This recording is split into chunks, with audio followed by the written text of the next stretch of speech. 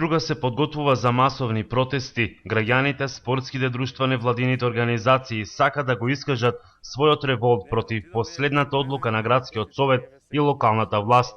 Стравуваат дека со донесениот предлог урбанистички план за крајбрежниот појас од Еврохотел до 25 мај може да дојде до исчезнување на спортските терени, од фудбалскиот стадион Караорман до отвореното ракометно игралиште на Сметка, како што велат, на изградба на хотели и други угостилски објекти. Ги поминаа сите граници, крајно време е да се каже стоп, бидејќи враќање назад нема. Ова се само дел од коментарите на стружени. Она што предизвикува најголем револт кај сите е предвидената изградба на хотел на 5 ката плюс приземје и неколку други објекти со 3 ката и приземје, како и сервисна улица која би поминувала низ трибините од ракометното игралиште. Тоа се гледа и од компјутерската скица на планот до кој дојде А1.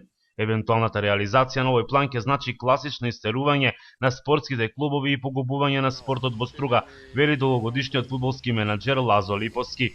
Најголема глупост ќе биде да тие делови се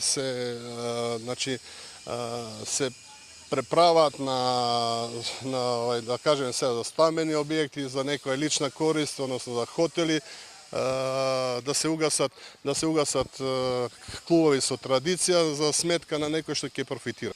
Фудбалскиот клуб Караорман е составен со традиција од 1923 година, мултинационално, кој што фудбалери играле и играат, има македонци, власи, албанци, турци, египчани, така да сите тие во еден глас се против тоа да има некои промени. Наместо на вода, некој сака да тренираме на суво во Струшкиот земјоделски комбинат, велат од кај Кану клубот во Струга, кој на тоа место е од 1972 година.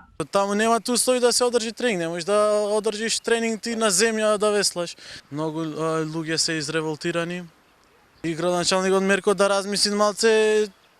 Значи, што прави? Не може водени спортови да имаат во Струшко поле, тоа е срамота и не знам како му некој толку да не може да размисли за таа постапка. Све повеќе и повеќе некои политички структури не верувам дека се многу стручни, затоа што ги смалуваат сите основни површини кои се за спорт, рекреација, забава, да кажам така, и во функција на туризмот.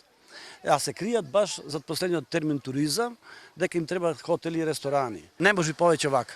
Иако првично беше најавено дека протестот ќе се одржи на 13 мај, сепак ќе се сочека да се види каков епилог ќе донесе јавната расправа за планот закажан за идната недела, иако стружени не се оптимисти. Од општина Струга заеден рекоа дека не станува збор за конечна верзија.